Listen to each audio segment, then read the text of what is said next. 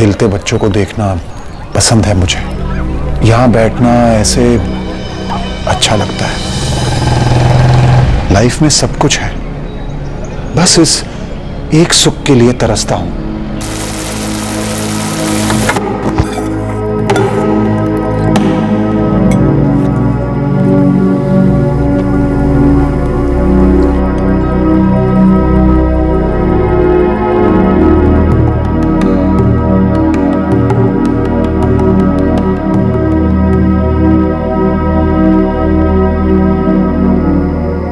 Miss करता हूं उन्हें बहुत।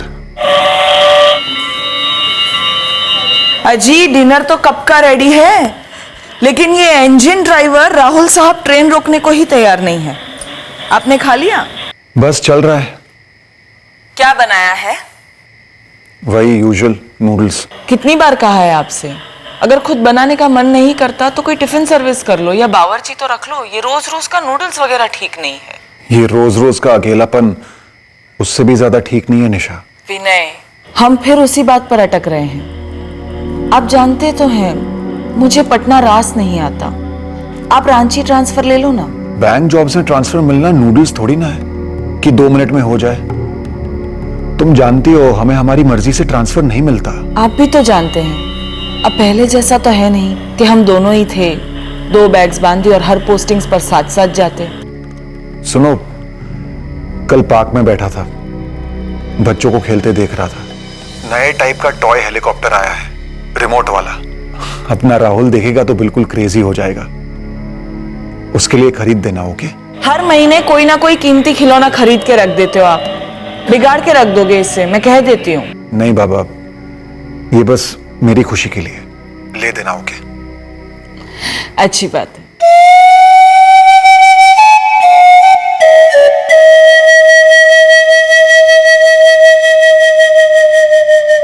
बीवी बच्चा होने की खुशी, उनसे दूर होने का दर्द, दोनों जज्बात मेरे अंदर उधम मचाते हैं। एक डर सा मंडराता है कि हमेशा के लिए दूर हो जाएंगे मुझसे। शायद दूर हो चुके हैं मुझसे।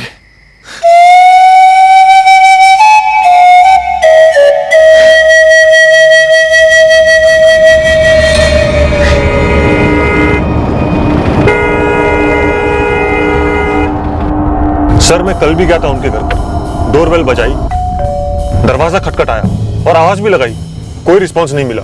और पड़ोसी? सभी से पूछा, किसी को नहीं पता निशा भाभी और राहुल कहाँ हैं। नहीं जी, मुझे तो कुछ कहा नहीं निशा ने कि कहीं बाहर जा रही हैं। कल सुबह तक तो मैंने दोनों को देखा था। मैं 15 मिनट से कोशिश कर रहा हूँ, कोई रिस्पॉन्स ही नहीं है अंदर से। फोन किया आपने? फोन तो कल से स्विच ऑफ है, तभी तो उनके पति विनय ने मुझे यहाँ भेजा पता करने के लिए। अभिषेक, निशा का फोन पिछले 2 दिनों से स्विच ऑफ आ रहा है। परसों से ट्राई कर रहा हूं मैं। विनय, मैं अभी भी तुम्हारे घर के बाहर ही खड़ा हूँ, अंदर से कोई रिस्पॉन्स ही नहीं है। भाभी कहीं अपने मायके या फिर तुम्हारे पेरेंट्स के घर तो नहीं गई? नहीं, वो दोनों जगह नहीं गई है, मैंने चेक किया है। और अगर जाती भी तो मुझे इन्फॉर्म करके जाती ना।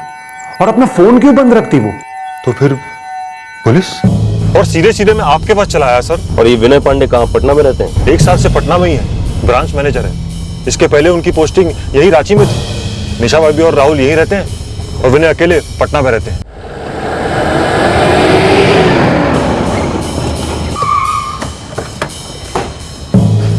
सर, ये लक्ष्मण सिक्योरिटी गार्ड, इससे भी मैंने पूछा था, इसने नहीं देखा निशा भाभी और राहुल को बाहर जाते हुए। निशा पांडे जी के घर कोई आया था क्या? नहीं साहब, कोई आया होता तो एंट्री होती।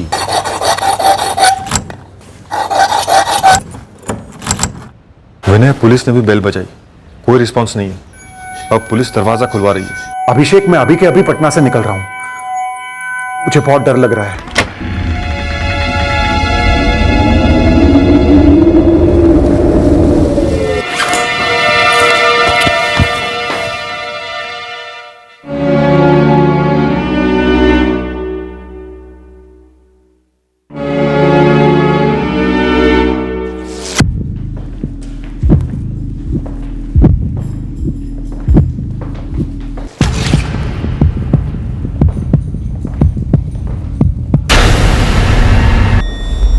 उस अभिषेक यादव को अंदर बुलाओ, सिर्फ उसे। हाँ,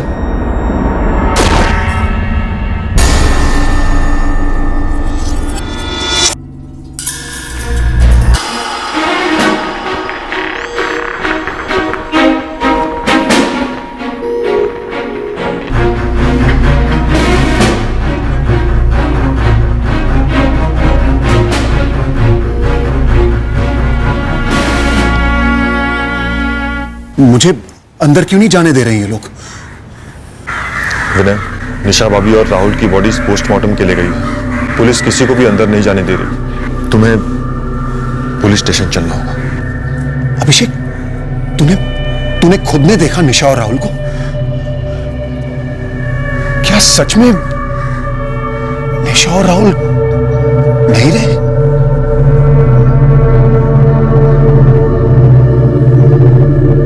मतलब परसों 3 फरवरी। हाँ, निशा का पति विनय 3 फरवरी की शाम से उसको फोन ट्राई कर रहा था, स्विच ऑफ था। 3 फरवरी की लेट सुबह मारे गए होंगे, 11 से 12 के बीच। विनय जी को बॉडी आइडेंटिफाई करनी होगी, प्रोसीजर है। विनय इस वक्त सदमे में है, किसी भी बात पर रिएक्ट नहीं कर रहा है। पर मर्डर्स को 48 घंटे से ऊपर हो चुके हैं। देखिए, हमें कातिलों तक पहुंचना है और विनय जी से कई सवाल भी करने हैं। लेकिन विनय तो 1 साल से पटना में रह रहा है। जब ये हुआ वो तो पटना में था। घर में किसी भी तरह के फोर्स एंट्री के निशान नहीं है। 2 ग्लासेस मिले हैं क्राइम सीन पर। मतलब जाहिर है कि जो कोई भी था या थे वो जान पहचान के थे।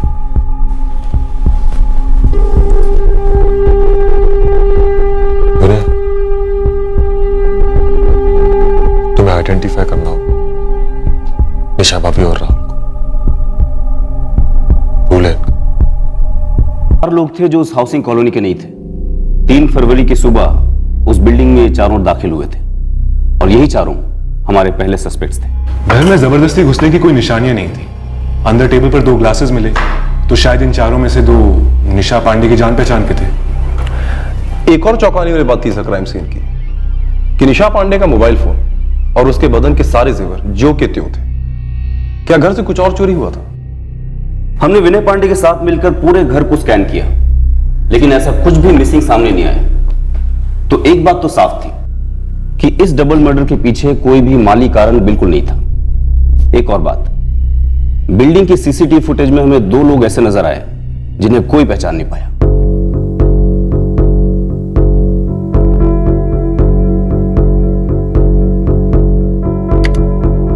सर, ये जो साइन कर रहा है ये है श्याम गुप्ता।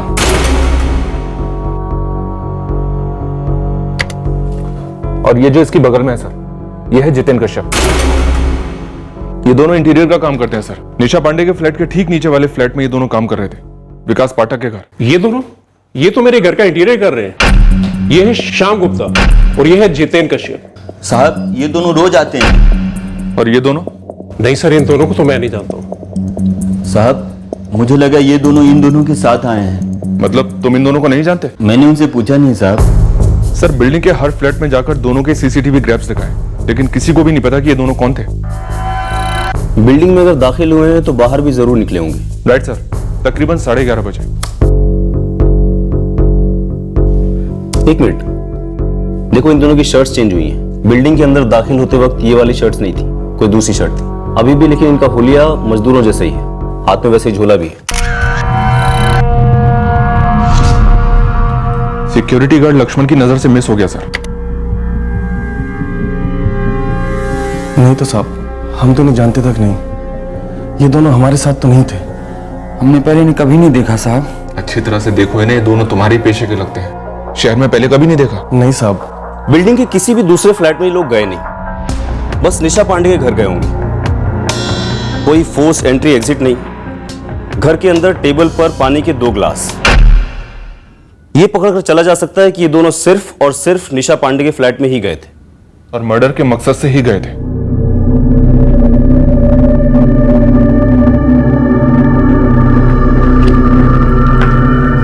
मुझे नहीं मालूम सर। आपकी बिल्डिंग में किसी को नहीं मालूम कि ये दोनों कौन है? उस दिन आपकी वाइफ का मोबाइल स्विच ऑफ होने से पहले उन्होंने ना तो किसी को कॉल किया और ना ही उन्हें किसी का कॉल आया। ऐसा लगता नहीं है कि उन्होंने किसी को बुलाया था। लेकिन आपके घर के अंदर टेबल पर पानी के 2 ग्लासेस मिले हैं, जिससे हम ये अनुमान लगा के चल रहे हैं कि आपकी पत्नी निशा शायद इन दोनों को जानती रही होंगी। इन्होंने आपके घर के अंदर अपनी शर्ट्स भी बदली थी। हो सकता है खून के धब्बे लग गए हों शर्ट पर। ये लोग कौन है सर? और मेरे बीवी और बच्चे को क्यों? शायद किसी ने पुरानी दुश्मनी निकाली हो। दुश्मनी एक औरत और एक मासूम बच्चे से, वो भी ऐसे? अभी 2 तारीख को ही तो बात हुई थी जी, आप कह रहे थे 2 तारीख को बात हुई थी, फिर? सब ठीक ठाक था। राहुल अपने नए टॉय हेलीकॉप्टर से खेल रहा था। मैंने निशा से कहा कि मेरी लीव सैंक्शन हो गई है, 14 से 18। घर आ रहा हूं मैं, घर। विनय पांडे को हमारे बैंक में पूरे 15 साल हुए हैं। पिछले साल को ही पटना सिटी के एक ब्रांच के मैनेजर बनाए। प्रमोशन और ट्रांसफर साथ में। निशा जी और राहुल साथ में यहीं रांची में रहे? विनय यहाँ रांची की पोस्टिंग पर 3 साल पहले आया था, तब राहुल छोटा था। निशा को रांची भाग गई तो उन्होंने बच्चे का स्कूल सब यहीं करने का सोच लिया। विनय आता था महीने में पटना से। और रांची से पहले? मैडम, हमारे बैंक में असिस्टेंट मैनेजर लेवल के बाद हर 2 साल में प्रमोशन और ट्रांसफर साथ साथ ही होते हैं। विनय काफी तरक्की कर रहा है, उसके ट्रांसफर भी कई जगह हुए, बोकारो, धनबाद और भुवनेश्वर भी, 2011 से 2012, जब राहुल पैदा हुआ था। राहुल भुवनेश्वर में पैदा हुआ था, लेकिन निशा जी और विनय जी ये तो बोकारो के रहने वाले ना, तो निशा जी बोकारो अपने मायके क्यों नहीं गई डिलीवरी के लिए? क्यों नहीं गई ये मैं कैसे बता सकता हूं, आप विनय से ही पूछ लीजिए। देखो साहब, आप ना इस सीसीटीवी की पहले के दिनों की फुटेज भी निकलवाओ। ये बंदे मजदूर लगते हैं, हो सकता है पहले भी कभी आए हों। अबे ओ सोमेश, अब क्या तू हमें हमारा काम सिखाएगा? पिछले 3 महीने की सारी फुटेज चेक किए, उसमें नहीं थे ये दोनों। तो कोई नहीं साहब, मैं घुमाता हूँ ये फोटो अपने खबरों के मजदूरों में।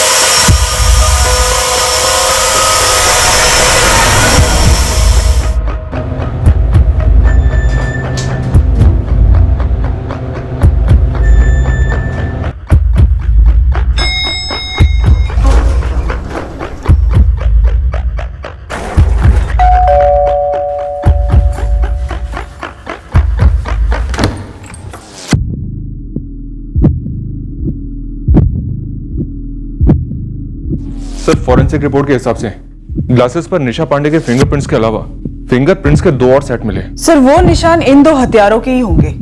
लेकिन ये दोनों पांडे परिवार से किस तरह कनेक्टेड हैं, इस बारे में हमारे पास कोई जानकारी नहीं। एक बात तय है कि निशा पांडे इन दोनों को जानती जरूर थी। पत्नी और बच्चा रांची में रहते थे, पति पटना में। दोनों में से किसी का भी अफेयर्स हो सकते हैं। वाइफ निशा के कॉल रिकॉर्ड से ऐसा कुछ मिला तो नहीं है सर। बाकी विनय के बैंकर दोस्त अभिषेक के कॉल रिकॉर्ड्स मंगवाए मैंने। इस विनय पांडे के फोन रिकॉर्ड्स खंगालो, इनसाइड जॉब की पॉसिबिलिटी भी हो सकती है। सर, एक बात खटक रही है। निशा और विनय की शादी 14 साल पहले हुई थी, पर उनका पहला बेटा राहुल 5 साल पहले पैदा हुआ था। हाँ, तो करियर वरियर के चक्कर में फैमिली प्लानिंग लेट की होगी। माना आजकल ऐसा काफी होता है, बट सर एक और बात खटक रही है कि निशा ने अपनी डिलीवरी भुवनेश्वर में करवाई अकेले। ना वो बोकारो अपने मायके गई और ना ही ससुराल। सर, ऐसा तो काफी कम ही होता है। शालिनी, तुम्हें इस बच्चे में कोई एंगल नजर आ रहा है? सर, एंगल का तो नहीं पता, पर एक फीलिंग है, धुंधली सी। तो फिर इस धुन को हटाओ, टटोलो, पूरी जानकारी निकालो इस कपल की और इस बच्चे की। अम्मा, एक खुशखबरी है, मतलब सबसे बड़ी खुशखबरी। अम्मा, निशा प्रेग्नेंट है। भगवान के घर देर है अंधेर नहीं। ये तो वाकई सबसे बड़ी खुशी की बात है। तू बस आज के आज निशा को लेके बोकारो आ जा। अरे अम्मा, ऐसे कैसे? मैं कह देती हूँ, तेरी एक ना सुनूंगी मैं। यहाँ मैं और निशा की माँ दोनों मिलकर माँ और बच्चे का ऐसा ध्यान रखेंगे कि सब याद रखेंगे। नहीं नहीं निशा, ना अब हम तुम्हारी कोई बात सुनेंगे और ना ही जमाई बाबू की। तुम आ रही हो मतलब आ रही हो। लेकिन माँ, डॉक्टर ने सफर करने से मना किया है ना। ये तुमने सही नहीं किया निशा। 5 महीने बाद हमें बता रही हो बेटा। आपको तो पता है ना माँ, कॉम्प्लिकेशंस पहले से ही थी। जब डॉक्टर ने कहा कि आप बता सकते हैं तो सबसे पहले आप ही को बताया है। चलो कोई बात नहीं। देखो बेटा, अब तुम फ्लाइट करो, कुछ भी करो, लेकिन आना तो तुम्हें पड़ेगा ही।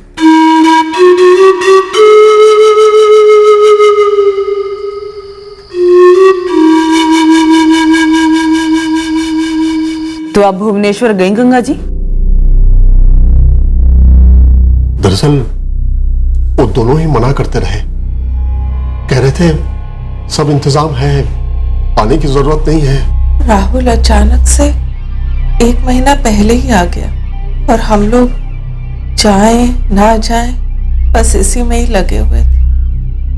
और फिर डिलीवरी के बाद हम तुरंत उसके पास गए। हम सब कितने खुश थे, पोता हुआ था हमारा। पूरे 9 साल क्या क्या नहीं सहा, क्या क्या नहीं किया उन्होंने। कितने डॉक्टर्स, कितनी दवाइयां, कितनी दुआएं, मन्नतें, व्रत, उपवास। जब हम भुवनेश्वर गए थे ना, कितनी खुशी थी मेरे बेटे और बहू के चेहरे पर। और अब ये सर, विनय के उस बैंकर दोस्त अभिषेक के कॉल रिकॉर्ड्स तो क्लीन निकले। उन दोनों हथियारों की फोटो दिखाए उसे? यस सर, मैंने दिखाया। सर उसका भी यही कहना है कि वो उन दोनों को नहीं पहचानता है। अगर हर कोई यही कह रहा है कि वो नहीं पहचानते हैं, इसका मतलब ये है कि कोई है जो झूठ बोल रहा है। सर सच कहूं तो झूठ और झोल, ये दोनों मुझे इस बच्चे की डिलीवरी को लेकर ही लग रहा है। सर देखिए, 9 साल पहले फर्टिलिटी ट्रीटमेंट्स, टेस्ट शुरू हुए, काफी फ्रस्ट्रेशन हो गया होगा और उसके बाद निशा प्रेग्नेंट हुई। सब पूरे 5 महीने तक निशा ने ये बात किसी को नहीं बताई।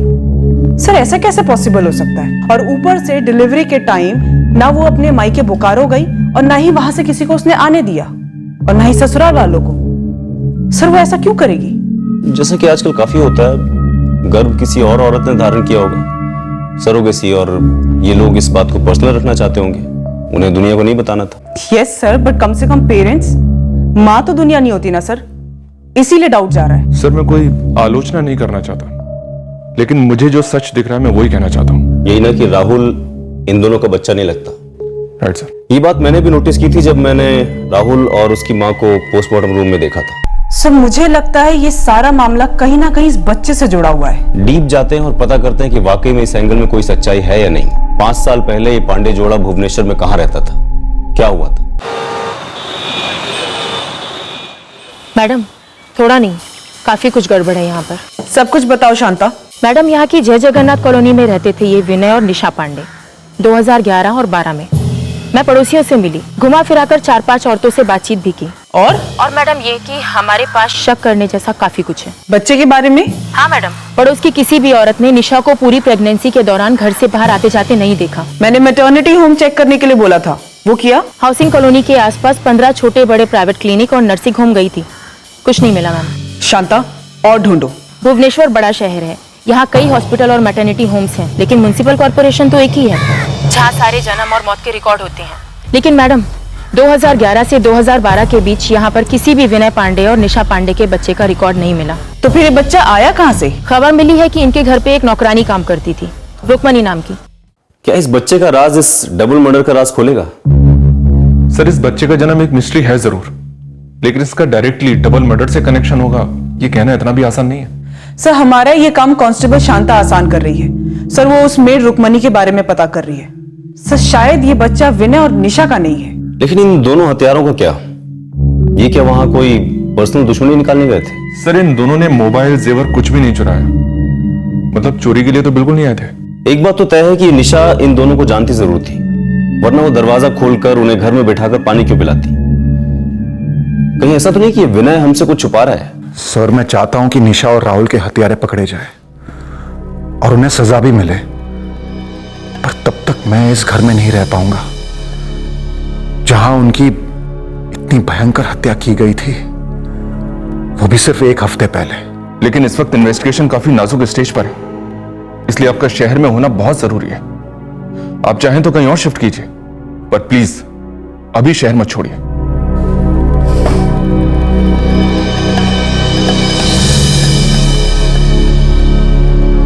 पुलिस कह रही है उन दोनों के लिए दरवाजा खोला गया, उनको पानी दिया गया, उन्होंने पिया और फिर मार डाला हमारी बहू को और राहुल को।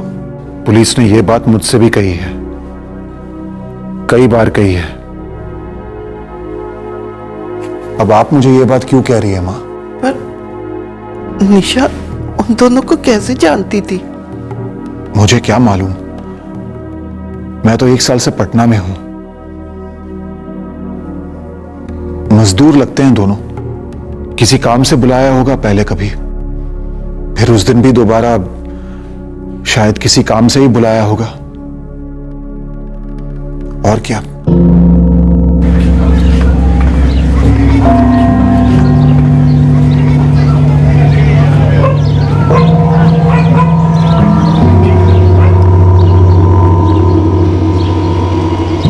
गई माँ। रुक्मणी, मैं कांस्टेबल शांता। जी मैडम। 5 साल पहले यहाँ विनय और निशा पांडे रहते थे। तुम काम करती थी ना उनके यहाँ? हाँ जी। 2 साल थे वो यहाँ। तुम पूरे 2 साल थी उनके साथ? जी। निशा पेट से थी और यहीं भुवनेश्वर में उसने अपने बच्चे को जन्म दिया? जी मैडम, राहुल नाम रखा था उस बच्चे का। बड़ा प्यारा बच्चा है। लेकिन बात क्या है? निशा पांडे और बच्चे राहुल दोनों का कत्ल हो गया है रांची।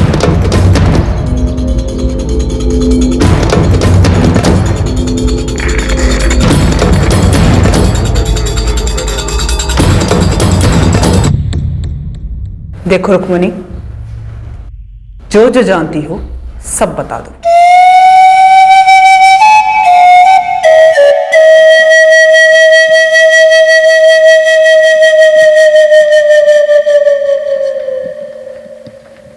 विनय जी, क्या आप राहुल के पिता हैं?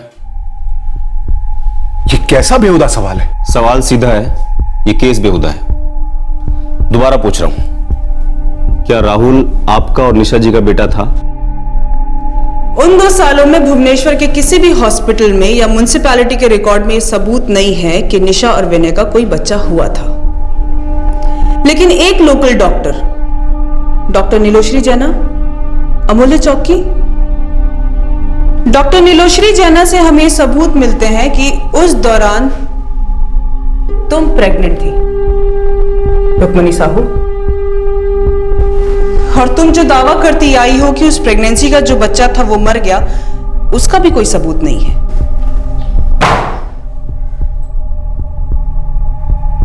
वो बच्चा मरा हुआ पैदा हुआ था मैडम, तो डेथ सर्टिफिकेट होना चाहिए ना, जो नहीं है। और तुमने हमसे झूठ बोला कि निशा प्रेग्नेंट थी, बल्कि तुमने हमें ये नहीं बताया कि तुम प्रेग्नेंट थी। देखो रुक्मणी, हमें पूरा शक है कि निशा का राहुल दरअसल तुम्हारा बच्चा है। और अब जब निशा और राहुल दोनों का मर्डर हो चुका है और तुमने हमें सच नहीं बताया ना, तो हम ये मानकर चलेंगे कि निशा और राहुल के कत्ल में तुम्हारा भी हाथ हो सकता है। तो सोच लो।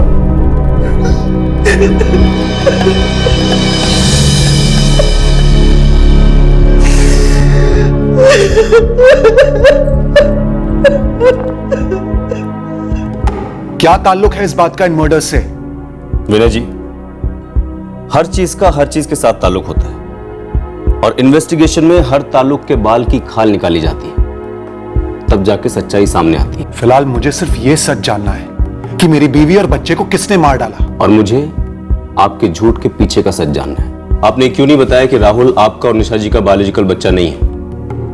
ये क्या बात कर रहे हैं आप? विनय जी, बात को घुमाने या छुपाने से कोई फायदा नहीं है। हम लोगों ने राहुल की बायोलॉजिकल मदर को ट्रेस कर लिया है, भुवनेश्वर में, रुक्मणी साहू। आप मुझे ये बताइए कि क्या आपने राहुल को रुक्मणी से 3 लाख रुपए में खरीदा था? मैं अपने बच्चे को बेच कैसे सकती हूँ साहब? नहीं रुक्मिणी, हम तुम्हारा बच्चा खरीद नहीं रहे हैं। हम बस तुम्हारे बाकी 2 बच्चों की परवरिश के लिए एक छोटी सी गिफ्ट दे रहे हैं, मतलब मदद कर रहे हैं तुम्हारी। देखो रुक्मणी, जगन्नाथ ने तुम्हें 2 सुंदर और स्वस्थ बच्चे दिए हैं। तुमने तो देखा है हमने क्या क्या नहीं किया बच्चे के सुख के लिए। लेकिन अब डॉक्टर्स ने भी जवाब दे दिया है, मेरी कोख में बच्चा ठहर ही नहीं सकता। रुक्मिणी, हम इस बच्चे को पूरी तरह से अपना लेंगे, उसे सबसे अच्छी परवरिश देंगे, उसकी हर मांग पूरी करेंगे। ये मेरा वादा है तुमसे। प्लीज एक बार इसके बारे में सोचो।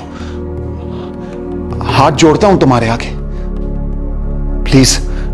मेरा पति दिहाड़ी मजदूर है मैडम। जिस दिन काम मिला उस दिन 4 पैसे घर आते हैं। मैं घर कामों से उस बच्चे को उतनी अच्छी परवरिश नहीं दे पाती जो वो लोग देने के लिए तैयार थे।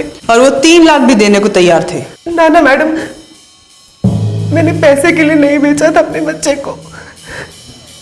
मैंने बस सोचा कि मेरे बाकी के 2 बच्चों को 2 मुट्ठी और चावल मिलेगा, बस। जगन्नाथ की कसम, मैंने पैसे के लिए नहीं भेजा था उसको। गोद लेने का प्रोसीजर लंबा होता है, ऊपर से हम किसी को, मतलब किसी को बताना नहीं चाहते थे कि राहुल हमारा खून नहीं है, खुद राहुल को भी नहीं। ये राज सिर्फ निशा और मेरे बीच रहने वाला था। मैं पागलों की तरह तरसता था दोनों के लिए। हर पल यही सोचता था कि काश वो दोनों मेरे साथ पटना में होते। इतने सपने देखे थे मैंने उन दोनों के लिए, लेकिन आज वो दोनों मेरे लिए सपना बन गए। एक भयंकर सपना। क्या ये भयंकर सपना आप ही ने रचा था विनय पांडे?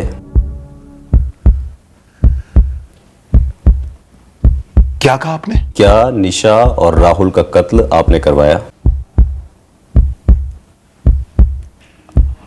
आपकी हिम्मत कैसे हुई मुझसे यह बात पूछने की? मैनेजर साहब, हमारी हिम्मत को साइड में रखिए।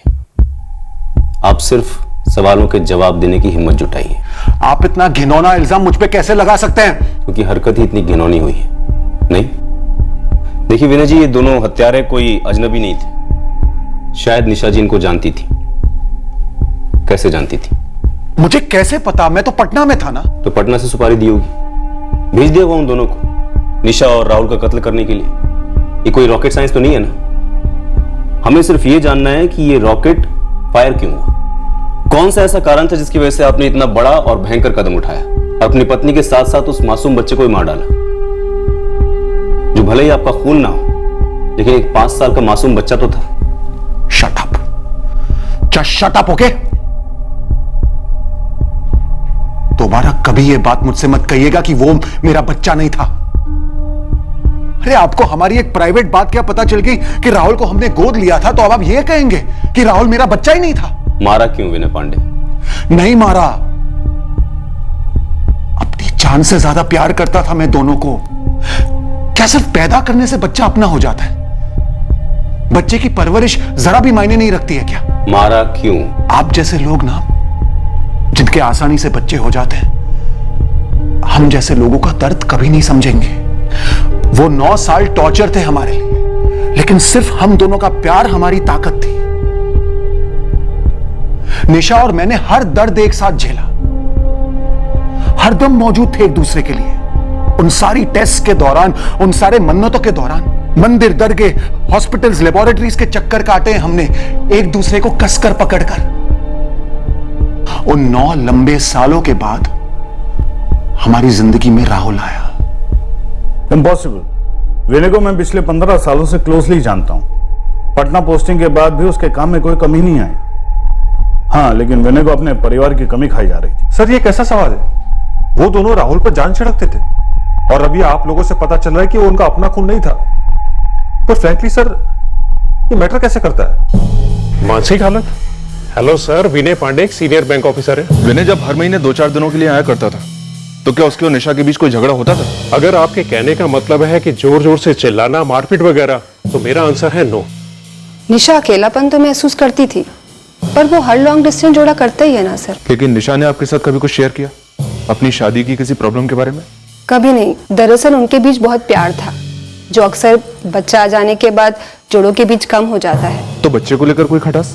बच्चे को लेकर खटास? सर क्या बात कर रहे हैं आप?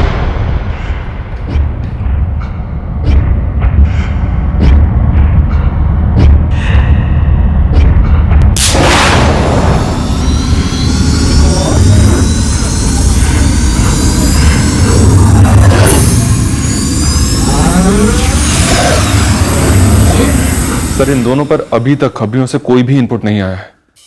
और सर, ये दोनों हिस्ट्री शीटर भी नहीं है। लेकिन ये दोनों निशा पांडे को जानते थे और डेफिनेटली विनय भी इन दोनों को जानता है, बस हमसे झूठ बोल रहे हैं। लेकिन सर, विनय के बैकग्राउंड चेक में एक भी आदमी ने ना तो विनय के बारे में, ना ही उसकी शादी के बारे में कुछ भी नेगेटिव बोला है। दरअसल इन दोनों की जिंदगी काफी सेटल थी। बैंक की टॉप सैलरी है सर, बोकारो में एक फ्लैट है, यहाँ रांची में एक कार है, पटना में एक कार है। मतलब अगर इसे ऊपर से देखने जाए तो इस परिवार में काफी खुशहाली दिखती है सर। और सर, मैंने इस विनय और निशा के फोन रिकॉर्ड्स को 10 बार खंगाला, किसी भी तरह के अफेयर की कोई बू भी नहीं आई, ना ही पति की और ना ही पत्नी की। तो फिर क्या है? ऐसा कौन सा एंगल है जो हमसे मिस हो रहा है? निशा की बॉडी पर गहने इंटैक्ट, कबर्ड में से कोई सामान चोरी नहीं हुआ, बस माँ और बेटे का गला काटा गया। लेकिन उसके पहले दोनों हत्यारों ने पानी पिया, जो कि बिल्कुल भी पेशेवर नहीं है। अगर होते तो ए मोडस ऑपरेंडी कुछ अलग होती, और बी घर का सारा कीमती सामान चुरा कर ले जाते ताकि हमें लगे कि यह केस रॉबरी का मर्डर का है। और मोस्ट इंपॉर्टेंटली निशा उन दोनों को जानती थी, वरना वो घर का दरवाजा खोलकर उन्हें घर में बिठाकर पानी क्यों पिलाती। राहुल, पापा ने क्या कहा था? ये हेलीकॉप्टर गार्डन में चलाने के लिए है, घर पर नहीं। अगर क्रैश हो गया तो दूसरा नहीं मिलेगा।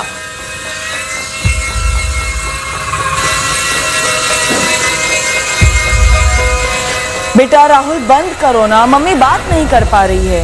मम्मी बस last round, last round.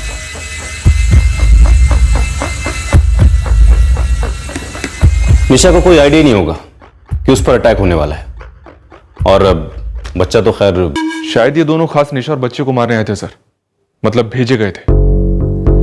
Sir मैंने भुवनेश्वर में राहुल की बायोलॉजिकल मदर रुक्मणी और उसके हस्बैंड, इन दोनों का बैकग्राउंड चेक कराया। सर सीधे साधे लोग हैं, 2 वक्त का खाना भी बड़ी मुश्किल से मिलता है। तो सर खुद के पैदा किए बच्चे को मरवाने के लिए किसी पेशेवर हत्यारे को कैसे हायर करेंगे और क्यों? लेकिन पता नहीं क्यों मेरे शक की सुई इस विनय पांडे पर जाके अटक गई है। लेकिन सर उसके खिलाफ तो हमारे पास एक सुई जितना भी सुराग नहीं है। वही तो, बंदा सीनियर बैंक मैनेजर है, तगड़ा दिमाग है। बहुत ही कैलकुलेटेड तरीके से इस विनय पांडे ने सारे सुराग और सबूत कवर अप किए हैं। बस ये पता चल जाए कि क्यों मार डाला इसने अपनी बीवी और बच्चे को। मुझे इस बात का पूरा यकीन है कि हमारा मुजरिम विनय पांडे ही है।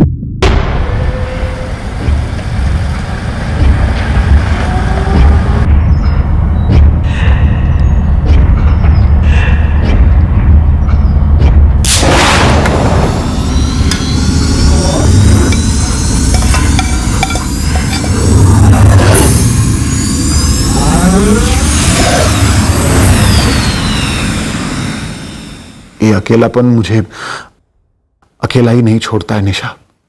दिन तो जैसे वैसे काम में कट जाता है, लेकिन शाम होते ही कुरेदने लगता है मुझे, और रातों को मेरा गला घोंटता है। कुछ भी खाना गले के नीचे उतरता ही नहीं है। जिंदा रहने के लिए नूडल्स बना लेता हूँ। जरा दूर का सोचो, यहाँ रांची में राहुल के लिए सब कुछ सही है, स्कूल, उसके दोस्त, हमारा मोहल्ला। लेकिन हमारा क्या? हमारा क्या विनय?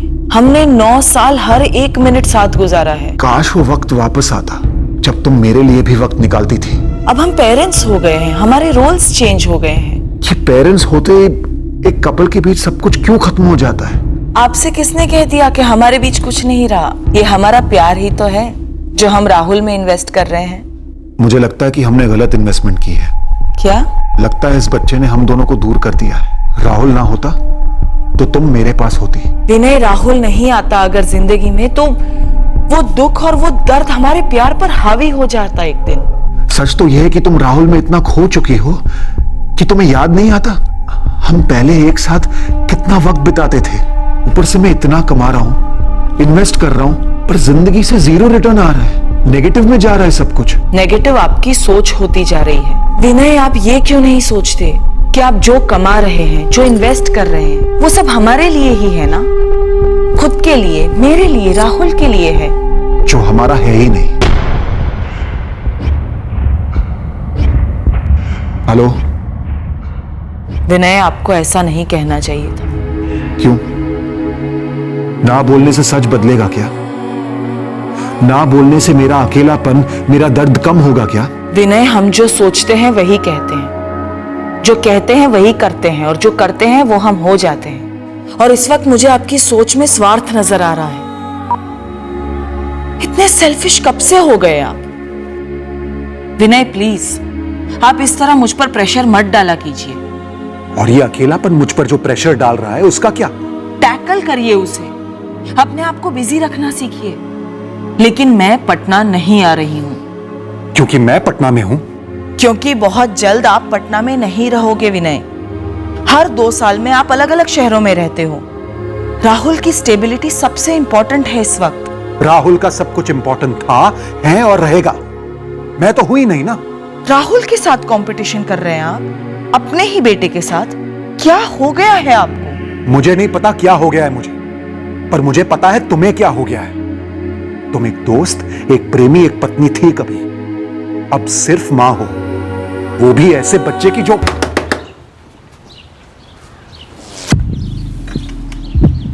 प्रणाम साहब।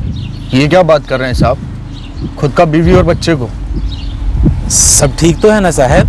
क्या ठीक है क्या नहीं ये जानना तुम्हारा काम नहीं है। 4 लाख दे रहा हूं, मेरा काम हो जाना चाहिए। कहाँ करना है साहब?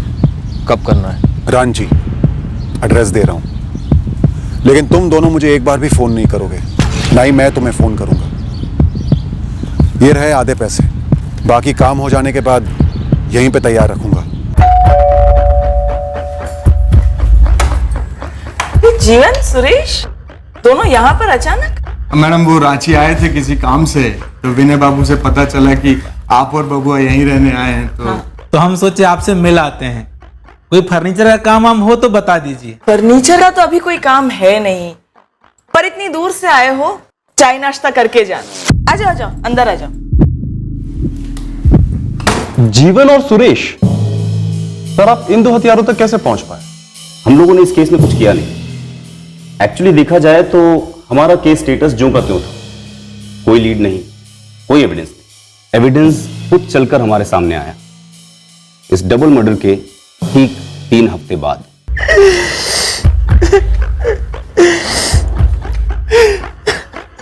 ये रात को दरवाजा खुला छोड़ा था तुमने? हाँ साहब, गलती से कल बंद नहीं किए थे। लेकिन तुम भी तो अंदर सोए थे, तुम्हें कोई आवाज सुनाई नहीं दी? नहीं ना साहब, कुछ भी सुनाई नहीं दिया।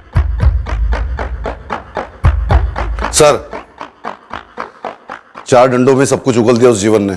उसने मर्डर किया अपने जीजा सुरेश का। चल बता, क्यों मारा अपने जीजा सुरेश को तूने? जीजा है तो क्या हुआ, कुछ भी करेगा। चीटिंग कर रहा था हमारे साथ, हमारा पैसा नहीं दे रहा था साहिब। कितने पैसों की लड़ाई थी? जब कीमत तूने उसकी जान लेके वसूली? बहुत सारा पैसा था। कितना? 1 क्या 1 लाख? तूने अपने जीजा को 1 लाख उधार दिया था? देखो जीवन, दिमाग ना चाटो, हम कह रहे हैं तुम्हारा हिस्सा मिलेगा। साहब ने पूरा पैसा दिया था तुम्हारे हाथ में, तुम हमको दिए हो 1, बाकी का हिस्सा चाहिए अभी का अभी। अभी का अभी लगा रखा है। हम बोले हैं ना कि हम 1 रखा हूं, बाकी का 2 कहीं लगाया है। जब आएगा तो मिल जाएगा तुम्हारा 1। तो जहां लगाया हो वहां के ब्याज में से दोगे आधा हिस्सा? नहीं दोगे जीजा, तुम 4 क्लास पढ़े हो तो हम भी 2 क्लास पढ़े हैं, बुड़बक नहीं है हम। बतिया तो बुड़बक की तरह ही रहे हो। जब हम बोल रहे हैं मिल जाएगा पैसा, तो फिर काहे कुत्ते की तरह भौंक रहे हो? 3 हफ्ता हो गया है, अभी सिर्फ भौं-भौं कर रहे हैं, नहीं तो काट लेंगे। ये धमकी बमकी है ना किसी और को देना, भरोसा नहीं है हम पर। रत्ती भर भी नहीं है। तो फिर बैठो चुपचाप। हमको मालूम था वो हमारा पैसा नहीं देगा, चालाकी करेगा हमारे साथ। ऐसा गुस्सा आया कि रात में हथौड़ा उठाए और माथा पड़ती है बस। ऐसा कौन सा फर्नीचर बनाया तूने जो किसी साहब ने तेरे को 4 लाख मजदूरी दी? बोल बोल। पीयूष नगर थाना बोकारो से सब इंस्पेक्टर उदय ठाकुर बोल रहा हूँ सर। हाँ उदय बोलो। सर आपका एक डबल मर्डर केस है, निशा पांडे और उसका बेटा राहुल पांडे। हाँ वो डेड एंड पर है, अभी कोई लीड नहीं मिली हमें। तुम्हें कोई लीड मिली? सर आपको लीड नहीं, कातिल दे रहे हैं। कौन है? सर ये बोकारो के 2 मिस्त्री हैं, जीवन प्रसाद और उसका जीजा सुरेश झा। इन्हें 4 लाख की सुपारी दी थी निशा के हस्बैंड विनय पांडे ने। मतलब हमारा शक सही निकला।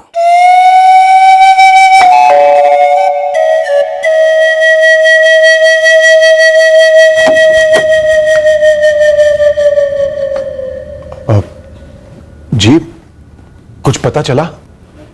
बिल्कुल पता चला विनय जी, लेकिन दोनों में से सिर्फ एक पकड़ा गया है।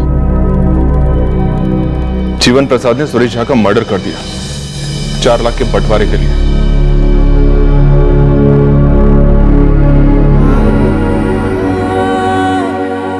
आपकी और निशा दीदी की दलीलें सुन के दिल मेरा पिघल गया था। कलेजे पे पत्थर रख के मैंने अपना बच्चा आपको दिया था। आपने क्या किया?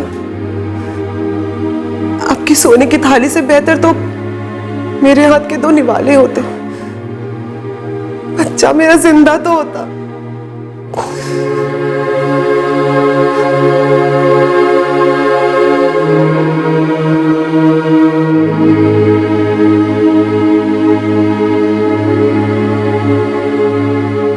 अकेलापन, अकेलापन भी कोई मोटिव होता है मर्डर का? उसे लगा कि गोद लिया हुआ बच्चा उसके और उसकी पत्नी के बीच आ रहा है। आर यू श्योर कोई और कारण नहीं था? इस विनय पांडे का कोई अफेयर, कोई दूसरी औरत? नो, कोई अफेयर नहीं था, कोई दूसरा कारण नहीं था। कत्ल प्लान करते वक्त तो यह आदमी डिप्रेशन और अकेलेपन का शिकार था, लेकिन पकड़े जाने के बाद उसे अपने किए पर पछतावा था। क्रिमिनल दिमाग भले ही प्लानिंग अद्भुत करता हो, लेकिन जुर्म के इमोशनल नतीजों के बारे में वो सोचता नहीं, या फिर शायद सोचने की ताकत ही खो देता है। अब इस विनय पांडे को ही ले लीजिए, लगभग परफेक्ट क्राइम कर गया था बंदा, लेकिन जिस अकेलेपन को दूर करने के लिए उसने एक नहीं बल्कि दो मर्डर्स किए, क्या वो दूर हुआ? नहीं। क्या पछतावे से वो कभी कम होगा? कभी नहीं। जाबू नगर गई थी बैंक पीओ के एंट्रेंस एग्जाम देने। एग्जाम देके वापस लौट रही थी। राजपुर पहुंचते पहुंचते रात के तकरीबन 9:45 बज गए थे। काफी देर तक इंतजार करने के बाद भी जब रिक्शा नहीं मिली तो मैं स्टेशन से आगे पैदल चलते चलते रोड पर रिक्शा ढूंढने लगी। तब मुझे एक रिक्शा दिखाई दी।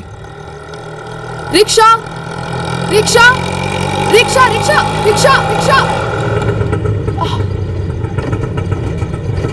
भैया भैया भजनगढ़ चलोगे? मैडम मैं जा तो उधर ही रहा हूँ, पर पहले इन दोनों साहब लोग को छोड़ना है। अगर आपको एतराज न हो तो बैठ जाइए।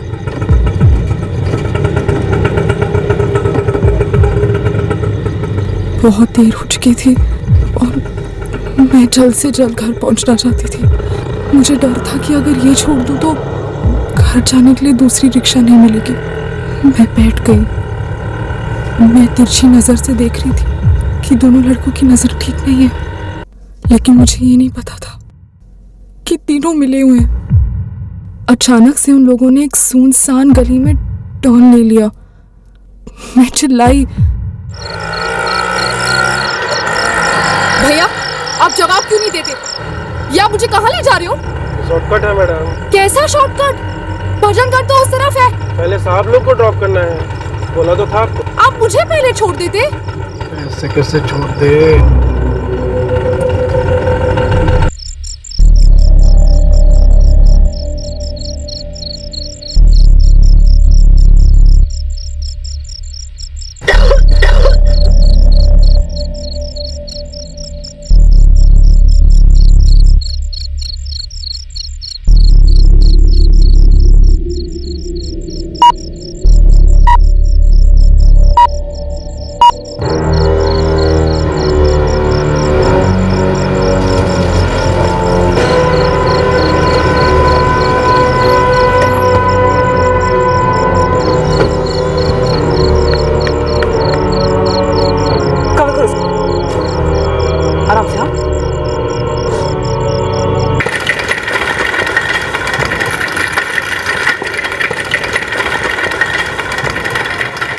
प्लीज उन लोगों को पकड़ लो। मेरा वीडियो वायरल मत होने दो प्लीज। तुम बहादुर लड़की हो, बस एक बार ये टेस्ट करा लो, उसके बाद उनकी टांगे तोड़ने से लेकर खाल उधेड़ने तक का काम हमारा है। कल रात की ठंडी ने पिछले 15 सालों के सारे रिकॉर्ड्स तोड़ दिए हैं और आज सुबह एक ऐसी शर्मनाक खबर सामने आई है जो आप सभी को खौफ से हिला के रख देगी। जाबू नगर से बैंक पीओ एग्जाम देकर लौट रही एक नौजवान लड़की का उसके ऑटो चालक और उसके सहयात्रियों ने मिलकर। लड़की फाइटर है डॉक्टर। उन्होंने जो जहर पिलाने की कोशिश की, क्या उसके पेट में भी गया? लकीली नहीं डॉक्टर, वो जहर क्या था? कोई कीड़े मारने वाला पेस्टिसाइड मालूम होता है। मैं अपनी बेटी से मिल सकता हूँ? माफ कीजिएगा, थोड़ी देर के बाद। अभी और कुछ टेस्ट करने बाकी हैं। Doctor 1 second please. डॉक्टर आप उनके सीमेन सैंपल प्लीज प्रिजर्व कर लीजिएगा। हमने प्राइवेट पार्ट्स के स्वैब्स लिए हैं, दोनों में सीमेंट डिटेक्टेड है और मैं विक्टिम के कपड़े भी एनालिसिस के लिए भेज रही हूँ। प्राइवेट पार्ट्स पे इंजरी ज्यादा है क्या? सबसे गहरे घाव तो माइंड पर होते हैं ऑफिसर। कभी कभी हमारी सोच भी सुन पड़ जाती है कि कोई इंसान इतना वहशी कैसे हो सकता है। साहब, स्टेशन एरिया में रिक्शा चलाने वाले सभी ड्राइवर को मैं जान रहा हूँ, उनमें से कोई ऐसा नहीं कर सकता। कल रात को जितने भी ड्राइवर अपने ऑटो के साथ सड़क पर थे वो सब के सब मुझे थाने में चाहिए। लेकिन सब जो लेडीज है उसने रिक्शा का नंबर देखा था क्या? पता नहीं, अभी तक उससे बात नहीं हुई है। सर राजपुर रेलवे स्टेशन से मिलन नगर से डायमंड मार्केट चौक होते हुए रिक्शा भजनगढ़ की तरफ बढ़ रहा था। हमने प्रियंका को फलों की मंडी से पिकअप किया, उसने हमें वहीं से फोन किया था। स्टेशन से लेकर फलों की मंडी तक जितने भी सीसीटीवी हैं, सबकी फुटेज रेडी करो। सर लड़की की क्या कंडीशन है? स्टेबल है सर, बट कुछ टेस्ट बाकी हैं। स्ट्रॉन्ग लड़की है, जैसे ही वो इस कंडीशन में आ जाए कि उससे बात हो सके, मुझे बात करनी है उससे। संजय, नाश्ता रेडी है, बेटा जल्दी आ जा। आया मम्मी। Good morning dad. मेरा ZQC डिजिटल का इंटरव्यू था ना, अभी ईमेल आया नहीं उनका, आजकल में एक्सपेक्टेड है। उनका ऑफिस गुड़गांव में है ना? लेकिन हो सकता है पोस्टिंग मुंबई में हो, वो पूरा नया डिवीजन सेटअप कर रहे हैं वहाँ।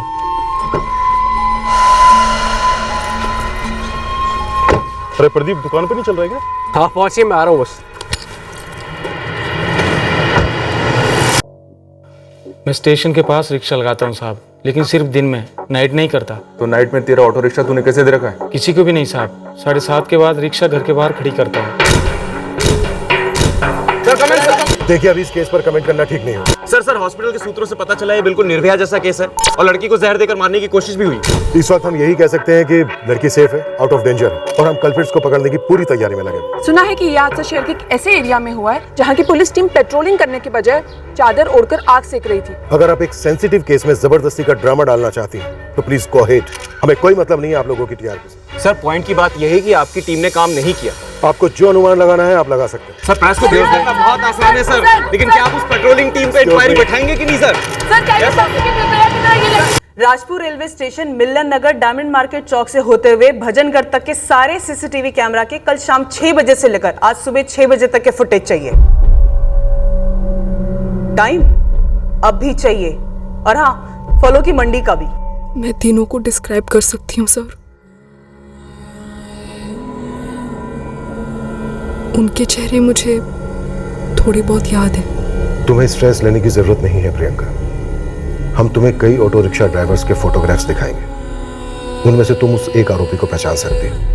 रही बात बाकी दो की, तो उन्हें अच्छे से याद करके हमारे स्केच आर्टिस्ट को डिस्क्राइब कर सकते हो। वो दोनों यंग थे सर, मेरी उम्र के या मुझसे थोड़े बड़े। मैं डिस्क्राइब कर सकती हूँ सर। सर सीसीटीवी फुटेज का एक मसला है। संध्या, इस वक्त मुझे मसला नहीं, हल चाहिए। सर एक भी सीसीटीवी कैमरा काम नहीं कर रहे हैं। What? Yes sir, railway station के बाहर का कैमरा काम तो कर रहा था, पर उससे भी कुछ ज्यादा हेल्प मिलेगी नहीं।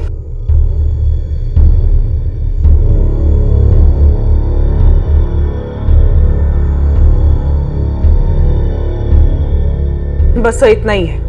जाबूनगर रेलवे पुलिस भी अपने स्टेशन के सीसीटीवी फुटेज हमें भेज रही है। वैसे सर वहाँ की पुलिस ने हमें कंफर्म किया है कि प्रियंका ने शाम को 5:15 पे वहाँ से ट्रेन ली थी। हम प्रियंका पाल के स्टेटमेंट क्रॉस चेक नहीं कर रहे हैं। इस वक्त मेरी प्रायोरिटी है वो तीनों रेपिस्ट, ये नहीं कि जाबूनगर से वो कितने बजे रवाना हुई, कौन सी सीट पर बैठी थी, उससे पहले पीओ एग्जाम में उसका सीट नंबर क्या था, नथिंग।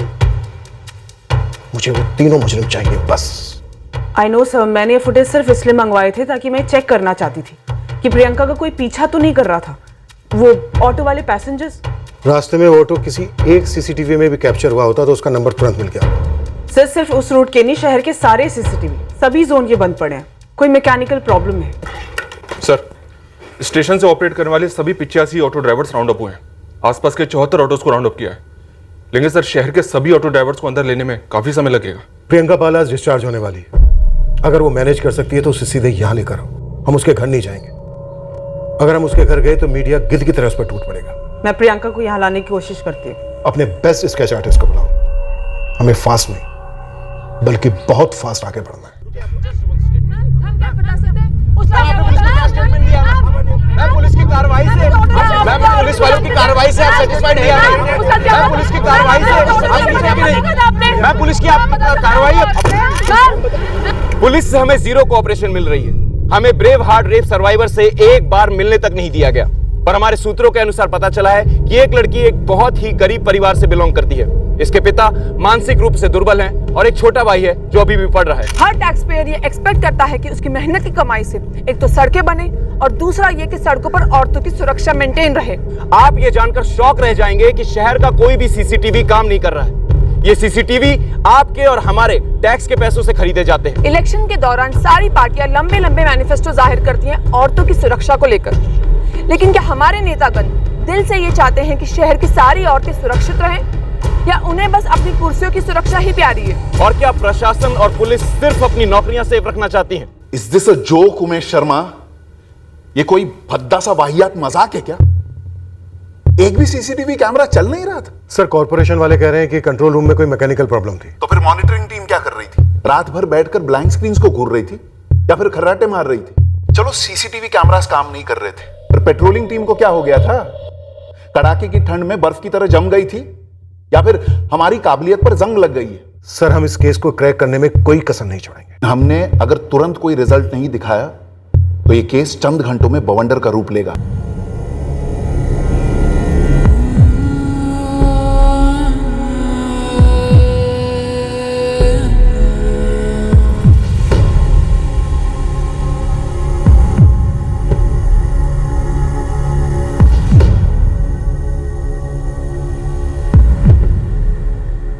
प्रियंका, उस ऑटो रिक्शा का नंबर याद है तुम्हें?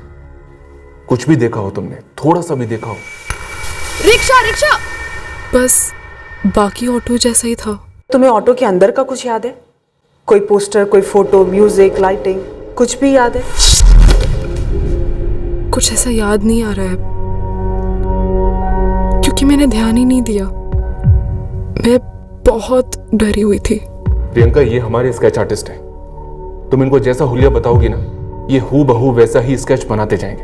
अगर तुम उन तीनों आदमियों के चेहरे याद कर सकते हो तो याद करो और बताओ हमें, प्लीज। देखो प्रियंका, हम समझ सकते हैं कि तुम्हारे लिए वो सब याद करना बहुत ही दर्दनाक है। तुम बहुत बहादुर लड़की हो। अब थोड़ी और हिम्मत दिखाओ और उन तक पहुंचने में हमारी हेल्प करो।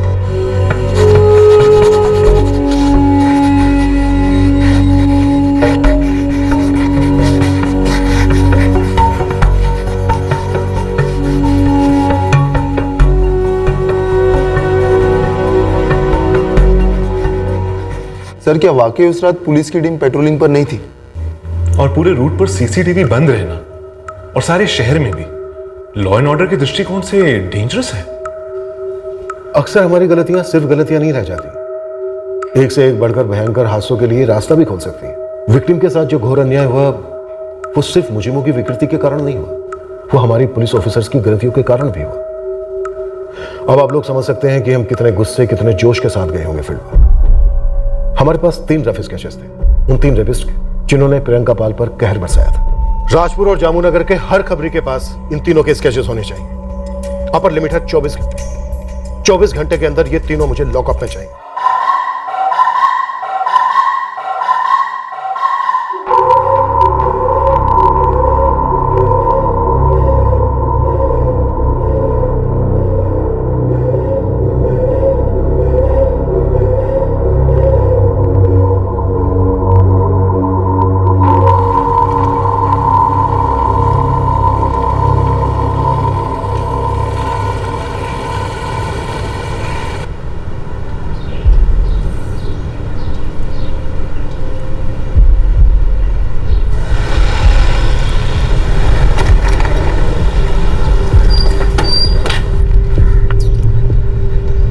भाई चाय देना एक और।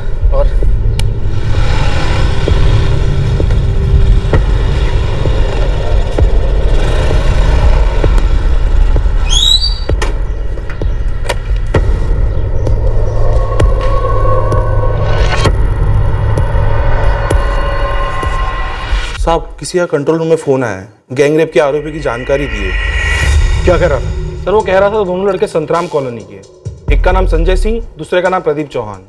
वो एक बात थी जो मैं कल से बताना चाह रहा था, लेकिन डर लग रहा है। अगर आप कुछ भी जानते हैं तो बेझिझक बता दीजिए। सर, दरअसल वो अखबार और टीवी पर आया था गैंग रेप केस के बारे में, उसी के बारे में बात करनी है। क्या जानते हो आप गैंग रेप केस के बारे में? सर, कल पान की दुकान पे एक बंदा पान वाले को 3 स्केचेस दिखा रहा था, एक रिक्शा वाले का और 2 लड़कों का।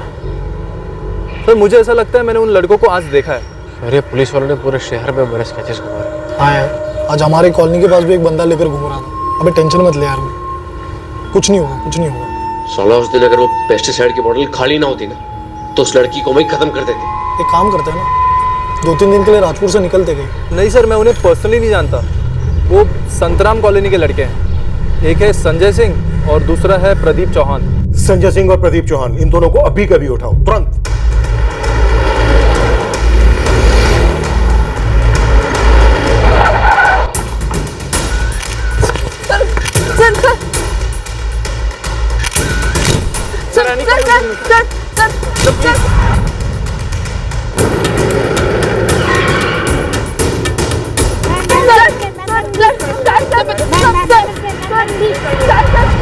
Breaking news, Rajpur gangrape case के 2 आरोपी पुलिस के हिरासत में हैं।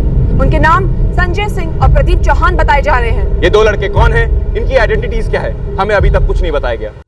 सर सुनिए सर क्या हुआ है सर? क्या हो गया सर? सर क्या बात हो गई सर? शेख चौबे, अपने 30 साथी उस रिक्शा वाले का नाम बोलो। कौन रिक्शा वाला सर? सर आपको सॉलिड गलतफहमी हुई है सर। सॉलिड जुर्म हुआ है। तुम दोनों ने उस रिक्शा वाले के साथ मिलकर ना सिर्फ एक लड़की का फायदा उठाया है, बल्कि सर आप गलत समझ रहे हो सर, ऐसा कुछ नहीं है। बल्कि हमारे डिपार्टमेंट, हमारी कॉरपोरेशन की गलतियों का भी फायदा उठाया है। इस वक्त ये गैंग रेप तुम लोगों से ज्यादा हम लोगों के सर मढ़ा जा रहा है। Gang rape?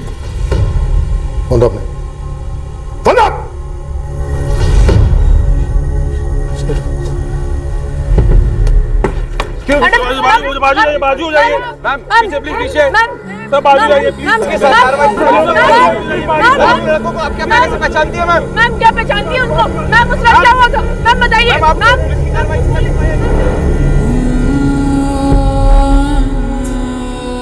डरो नहीं प्रियंका, एक तरफा शीशा है। तुम उन्हें देख पाओगी पर वो तुम्हें बिल्कुल नहीं देख पाएगी।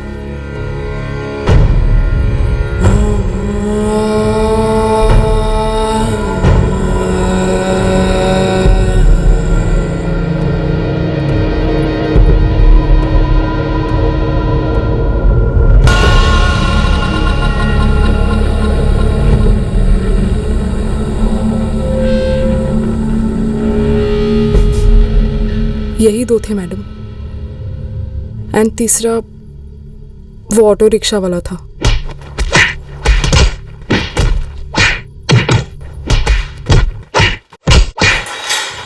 हमारा बेटा संजय ऐसा कभी नहीं कर सकता। वो तो एमसीए कर रहा है, फाइनल ईयर स्टूडेंट है सर।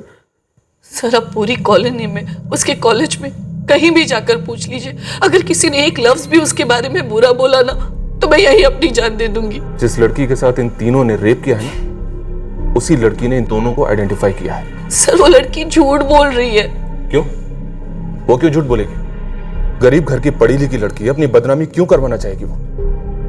और मेडिकल रिपोर्ट भी झूठ बोलेंगे? हो सकता है उसे पहचानने में कोई गलती की हो सर। आपके लड़के ने किसी राह गुजरती लड़की पे कमेंट या सीटी नहीं मारी जो वो लड़की उसे देख नहीं पाई या पहचान नहीं पाई।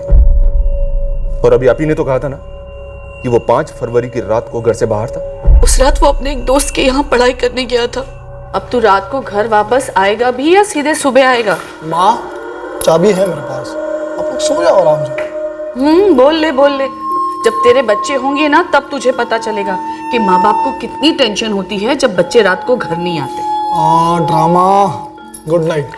और सर अगर संजय ऐसा लड़का होता तो उसके लक्षण हमें पहले ही नजर आ जाते सर। अगर लक्षण सींग और पर जैसे नजर आते ना तो एक भी वैशी दरिंदा रोड पे घूमता नहीं दिखता। भानु प्रताप जी, ये फैक्ट है कि आपका बेटा उस रात घर पे था ही नहीं।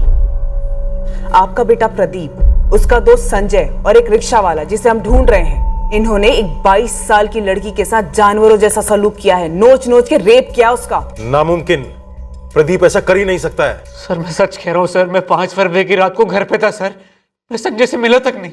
हाँ सर, और ना ही मैं मिला हूँ प्रदीप से और ना किसी ऑटो वाले से सर। ये सब झूठ है सर। अच्छा, लड़की ने खुद आइडेंटिफाई किया है तुम दोनों को, और हमारे पास एक चश्मदीद गवाह भी है जिसने तुम दोनों को चाय की टपरी पर बात करते सुना। तुम दोनों राजपुर से भागने की तैयारी कर रहे थे क्योंकि तुम दोनों को पता चल गया था कि पूरे शहर में तुम दोनों के स्केचेस घुमाए जा रहे हैं। अब जितना जल्दी हो सके मेरे 2 सवालों के जवाब दो। पहला सवाल, वो रिक्शा वाला कौन है? सर मैं नहीं जानता हूँ सर किसी रिक्शे वाले को। सर मैं भी नहीं जानता हूँ सर। दूसरा सवाल, ऐसा तुमने और कितनी लड़कियों के साथ किया है? सर देखो, तुम दोनों पर रेप का चार्ज तो लग ही चुका है। अटेम्प्ट टू मर्डर का चार्ज भी लगेगा, क्योंकि तुमने sir stop please please. Sir ये सब झूठ है, मैं आपको सबूत के साथ बता सकता हूँ सर। सबूत? हाँ सर। चल देख। सर एक्चुअली मैंने झूठ बोला था अपने मॉम डैड से कि मैं जॉइंट स्टडी के लिए अपने दोस्त के पास जा रहा हूँ सर। एक्चुअली मैं अपनी गर्लफ्रेंड के साथ था सर। अपनी गर्लफ्रेंड का नाम, एड्रेस और नंबर दे। सर मैं वो नहीं बोल सकता सर। तू नहीं बोल सकता, कोई बात नहीं, हम बुलवा लेंगे तेरे से। शेख चौबे, धीरे धीरे, इन दोनों में से कोई भी जान से नहीं मरना चाहिए। और जब तक ये नाम नहीं बता देते तब तक पानी वानी कुछ नहीं, सब कुछ उसके बाद। और याद रहे, धीरे धीरे, सिर्फ हाथों से। सर हमारी बात सुनो sir. Sir listen to me sir. Sir अभी क्यों फंसाया है सर?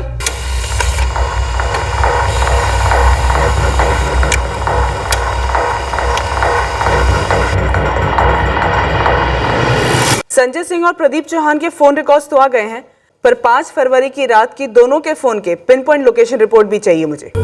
मत देखो दीदी, क्यों टॉर्चर कर रही हो अपने आप को? मुझे आपकी बात सुननी ही नहीं चाहिए थी। सीधे स्टेशन पहुंच जाना चाहिए था आपको लेने। ना तुझे पता था, ना मुझे पता था कि ऐसा कुछ होगा, लेकिन मैं लड़ूंगी उन तीनों से, छोड़ूंगी नहीं उन तीनों को। वो लोग मेरी बॉडी हर्ट करके गए, मेरा माइंड नहीं। और अब भी मुझ में बहुत ताकत बाकी है। तुम दोनों के सीमेंस सैंपल चाहिए, 10 मिनट दे रहा हूं। चलो पकड़, चलो। अबे उठेगा कि नहीं?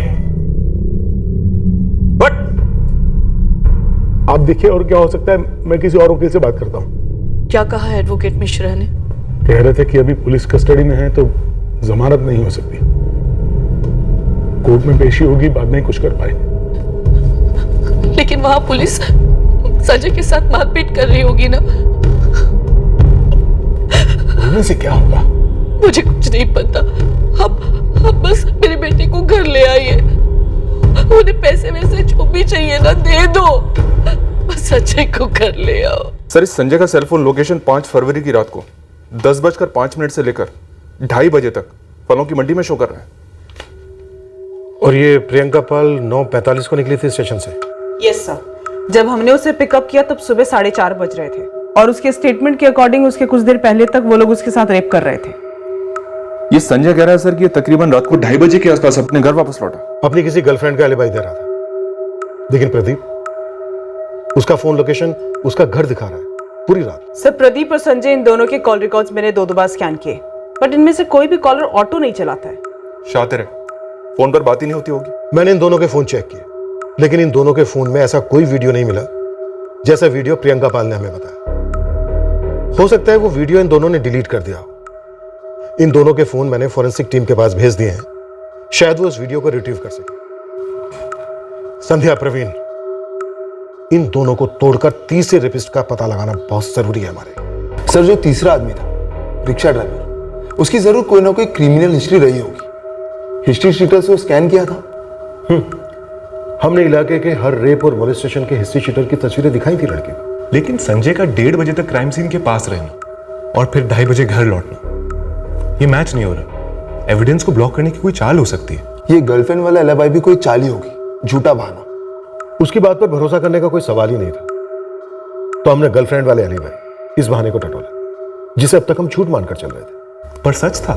सच था, और यह सच एक भयंकर शौक था हमारे लिए। संजय, वेट कर रहा हूं मैं। अपनी गर्लफ्रेंड का नाम, नंबर, एड्रेस बोल। सर मैं रिक्वेस्ट करता हूं आपसे सर प्लीज उसको इस झमेले मत घसीटिए सर। संजय, तू अपने आप को इस झमेले में गर्दन तक घसीट चुका है। अब तू सोच ले, अपनी गर्लफ्रेंड का नाम बताकर अपनी जान बचाना चाहता है या फिर नाम छुपाकर जान कमाना चाहता है? सर, मेरी गर्लफ्रेंड का नाम प्रियंका पाल है सर। क्या बोला तूने? फिर से बोल। प्रियंका पाल सर। क्या हुआ सर? कुछ नहीं, आगे बोल।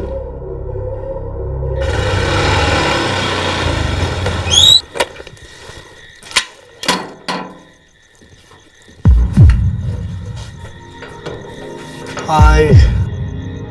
हाय। ये किसका घर है? मेरी एक फ्रेंड का। So how was the exam? बिल्कुल मेरी तरह, टॉप क्लास। ओह, तो टॉप क्लास एग्जाम का सेलिब्रेशन होने वाला है आज। क्या खिलाओगी? क्या पिलाओगी? संजय, तू अभी भी गेम खेल रहा है हमारे साथ? सर मैं आपको सब सच सच बता चुका हूँ सर। मैं उस रात अपनी गर्लफ्रेंड प्रियंका पाल के साथ था सर। तुम दोनों ने जो 2 कौड़ी का प्लान बनाया ना, बहुत ही सस्ता प्लान है। और तुम लोग ये मान के चल रहे हो कि हम लोग तुम्हारी तरह ढक्कन है। हमारा कोई प्लान वैन नहीं है मैडम। हमारी लाइफ के तो ऐसी लग चुकी है। हमारा जॉब वॉब करियर वरियर सब कुछ खत्म हो चुका है सर। फिर काय का गेम प्लान? गेम ये है बेटा कि जिस प्रियंका पाल नाम की लड़की के साथ तुम तीनों ने पूरी रात रेप किया, अब तू उसे अपनी गर्लफ्रेंड बता रहा है? प्रियंका पाल के साथ? हाँ, प्रियंका के साथ। ये किसने बताया आपको? कल का पैदा हुआ समझ रहा है हमें? हाँ, जो विक्टिम का नाम अपनी गर्लफ्रेंड का नाम बता रहा है? सर विक्टिम कौन है मैं जानता तक नहीं हूँ सर। सर मैं भी जानता हूँ सर उस प्रियंका पाल को। सर प्रियंका पाल विक्टिम है? एक बात तो सही है सर, हम लोगों ने विक्टिम का नाम कभी ओपनली नहीं लिया है। और सर हॉस्पिटल में भी उसका नाम झूठ बताया, फर्स्ट नेम अलका बताया। ये कैसे हो सकता है कि संजय अपनी गर्लफ्रेंड का नाम प्रियंका पाल बता रहा है? कोई तो गेम खेला जा रहा है। साला तूने पटा लिया था उसको? तूने बोला तो तुझे इंटरेस्ट ही नहीं है, तो मैंने सोचा मैं ट्राई मारता हूँ। आज नहीं तो कल फोन आ जाएगा। फोन आ गया तो चले जाएंगे। हाँ, क्या कब है तेरा इंटरव्यू? इंट्रोडक्शन? क्या इंट्रोडक्शन? क्या इंट्रोडक्शन? कौन है भैया प्रियंका? ये क्या गेम क्या खेल रहा है लड़की के साथ? पागल है क्या? अबे गल्ले से फुर्सत मिलेगी तो गेम खेलूंगा ना, वो भी अपना फेवरेट गेम क्रिकेट। प्रियंका सही है यार, पर इंटरेस्ट नहीं है मेरे को इसमें। उगड़ में चिपक रही है यार। तो मेरे को चिपका दे। Your brother is single bro. Seriously? हाँ सीरियसली भाई, मैं भी तो क्रिकेट खेलूंगा। चल ले, तो नंबर ले, मैं तो सिर्फ ब्लॉक करने वाला था वैसे भी। पहले कॉल में एग्री हो गई थी यार डेट के लिए, और फिर डेट के बाद तो मतलब तू रात को उसके साथ था? हाँ, पर उसने सामने से बुलाया था मुझे।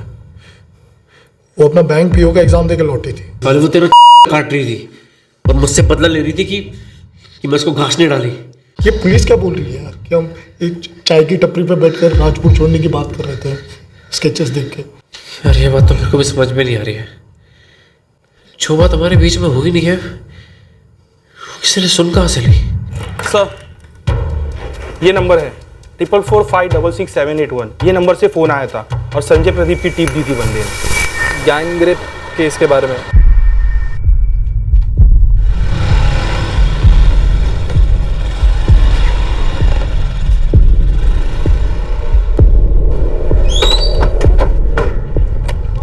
विशाल कुमार जोशी। जी सर। अगर तुम्हारी टिप हमें नहीं मिलती ना, तो ब्रेवार्ड गैंगरेप केस के वो 2 आरोपी पकड़े ही नहीं जाते। सर मैंने पहले ही कहा था मुझे ये सब में इन्वॉल्व नहीं होना। बस थोड़ी सी बात करनी है तुमसे, चलो हमारे साथ।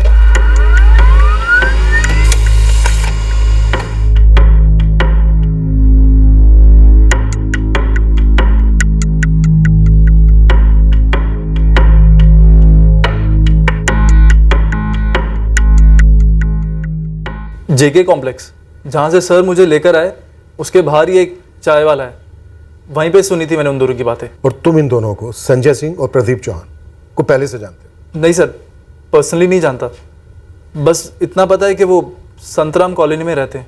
तुम तो शहर के दूसरे छोर पर रहते हो, हाशिमपुरा, अपने किराए के मकान में। फिर तुम इन दोनों को कैसे जानते हो? सर वो हमारे कुछ कॉमन फ्रेंड्स हैं। उन कॉमन फ्रेंड्स के नाम, नंबर और एड्रेस। सर सिर्फ कॉमन फ्रेंडशिप तो इनके बीच ही कुछ लगती है। डिटेल में बताओ।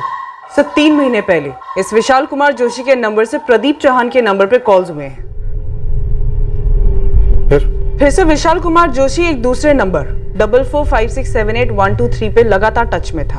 और सर यही नंबर 445678 123 ये नंबर 5 फरवरी की रात को 9:30 बजे संजय सिंह के टच में था। और सर रात 2:30 बजे तक फलों की मंडी में इसका लोकेशन था, और वही लोकेशन जो संजय सिंह के फोन का था। ये फ्रेंड्स नेटवर्क किसी सोशल नेटवर्क से कम नहीं लगता। दोस्तों के दोस्त। तो फिर दुश्मन कौन है भाई? सर वैसे प्रियंका पाल के स्टेटमेंट को हमने कभी डाउट तो किया नहीं है, पर फिर भी सर एक बार क्रॉस चेक करने के लिए उसका फोन रिकॉर्ड स्कैन किया, लोकेशन रिपोर्ट स्टडी की, और सर फिर पता चला कि प्रियंका पाल राजपुर रेलवे स्टेशन से डायरेक्ट फलों की मंडी पहुंची। उसने कभी मिलन नगर या फिर डायमंड मार्केट चौक क्रॉस ही नहीं किया। संजय मेरी जान, आज तुम्हारा लकी दिन है, या लकी रात समझो। किसी घर का इंतजाम हुआ? जब मूड हो और मौका हो तो इंतजाम अपने आप ही हो जाता है, समझे? चल एड्रेस भेज। तुम्हें वो फलों की मंडी पता है? और सर जिस नंबर से ये कॉल आया था संजय को, वो नंबर यही है 445678 123। और इनफैक्ट सर इस नंबर से हमारे आदर्श नागरिक विशाल कुमार जोशी टच में थे।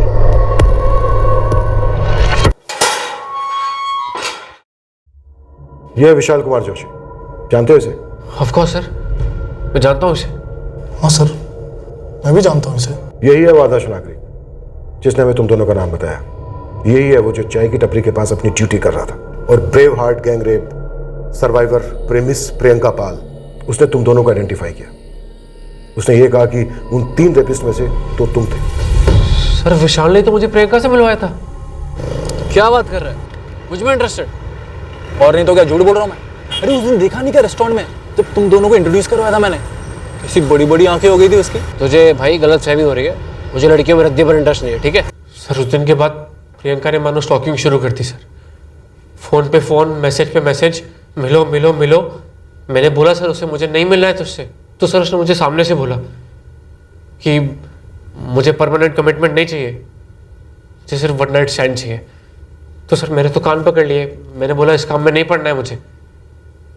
सर तब संजय इंटरेस्टेड हो गया सर।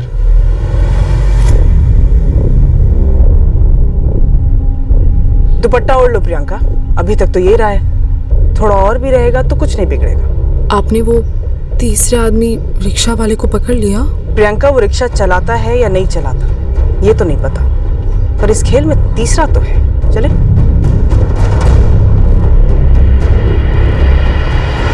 सर हमने विक्टिम के कपड़े सीमन एनालिसिस के लिए भेजे थे, उसके वजाइनल और एनल स्वॉब्स लिए थे। डॉक्टर, इस केस में अब तक हमें एक से बढ़कर एक शॉक लगा है।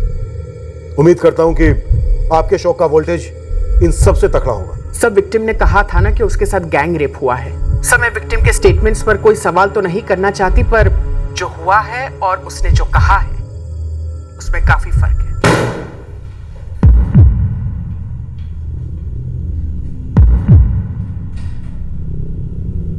बैठो प्रियंका, अब आराम से दिमाग लगाओ और सोचो, और ऐसी कहानी बनो जो बिल्कुल दर्द भरी हो, ठीक वैसी ही जैसी तुमने 5 फरवरी की रात को बनाई थी।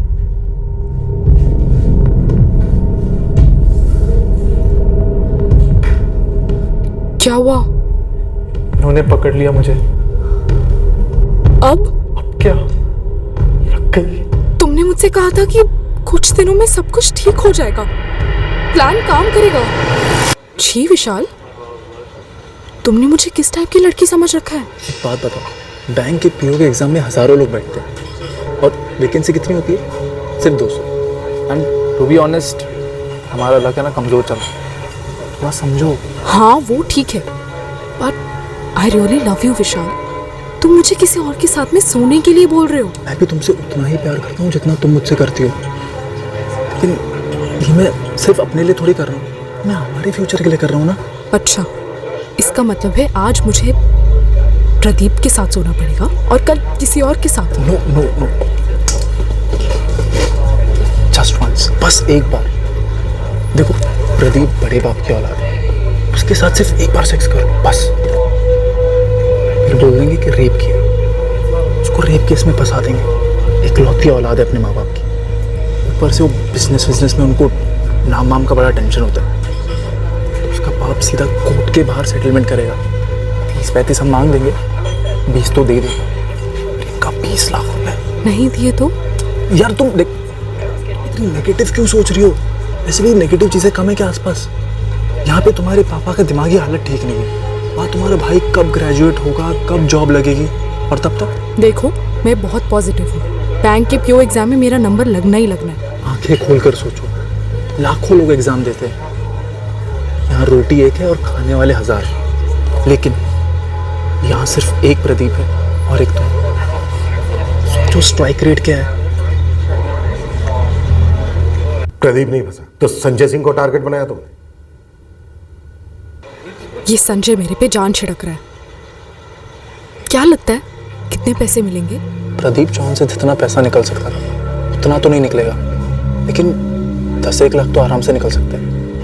बाप बैंक में सीनियर ऑफिसर है, कोठी है, फ्लैट इन्वेस्टमेंट होंगे, तो कम से कम 15 लाख तो मिल ही सकते हैं। अगर फिर भी बाय चांस मैं ये संजय के साथ में सेक्स करती हूँ और रेप होती हूँ, उससे पैसे मांगती हूँ, अगर बाय चांस मेरा नाम आ गया तो यार मेरे बैंक के पीओ एग्जाम्स पे फर्क तो नहीं पड़ेगा? यार प्रियंका, आजकल रेप हुई लड़की को सर्वाइवर बोलते हैं और उसका नाम कोई नहीं लेता। यार उसे तो सहानुभूति मिलती है मीडिया से, सोशल मीडिया से। रिक्शा, फलों की मंडी चलोगे भैया? हाँ।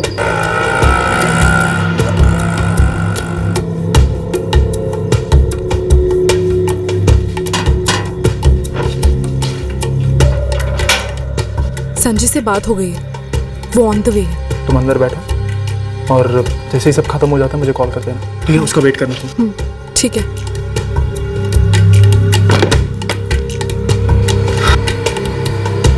सो अब फिर कब करेंगे एंजॉय?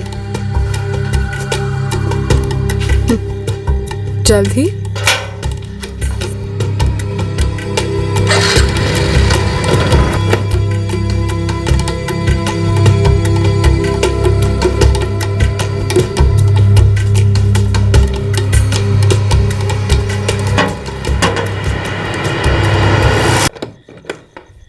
चलो कपड़े उतारो। क्या? अरे घाव के निशान बनाने हैं ना, लगना चाहिए रेप हुआ है। ये क्या है? गैंग रेप के साथ अटेम्प्ट टू मर्डर का तड़का भी तो लगाना है। पर है क्या? अरे खटबल मारने की दवा है। क्या? अपना मुंह बंद करो, होंठ पे मलूंगा। टेस्ट मत करना। छी!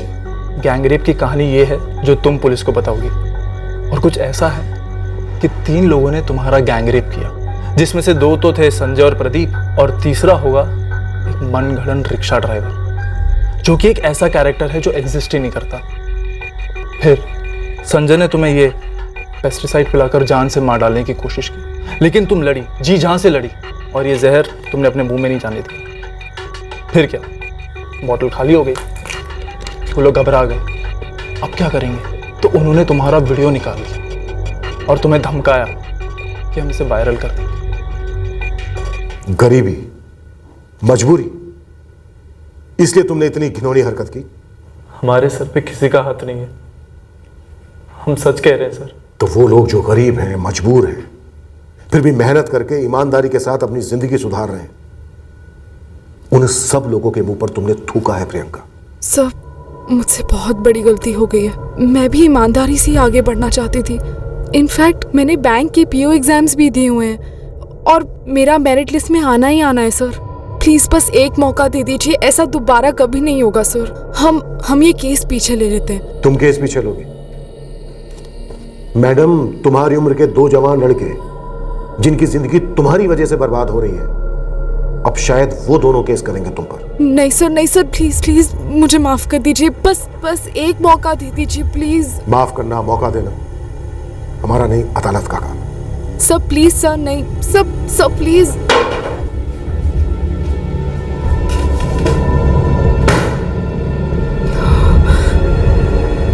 सर मैं इन्हें सर जाने नहीं दूंगा सर। मैं इस प्रियंका और इस विशाल पे केस फाइल करूंगा। सर मुझे इन दोनों के खिलाफ केस फाइल करना है सर। तुम दोनों इनके खिलाफ अपनी कंप्लेंट्स लिखवा दो। सर आप एक ऑफिशियल स्टेटमेंट तो इशू करेंगे ना सर कि हम दोनों इनोसेंट है और हमें बेवजह फंसाया गया था। बिल्कुल, वैसे भी हमें प्रेस में स्टेटमेंट इशू करना ही है। सर, जहां मैं इंटरव्यू के लिए जा रहा था अपने जॉब के लिए, खबर तो वहां तक भी पहुंच गई होगी सर। मीडिया में नाम आया था हम दोनों का। सर, हमारा नाम तो ऑलरेडी खराब हो ही चुका है।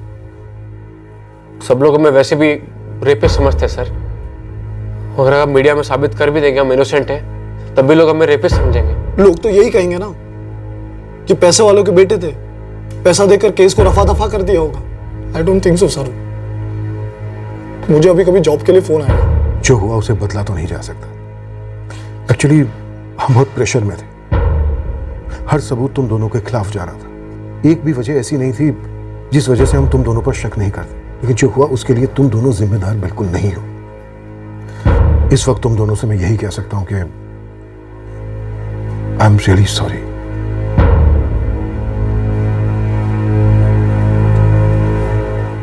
ये दोनों प्रियंका और विशाल, इन्होंने ऐसे प्लान किया था कि एक बार केस पुराना हो जाएगा, फिर प्रदीप और संजय से पैसे लेकर केस वापस ले लेंगे।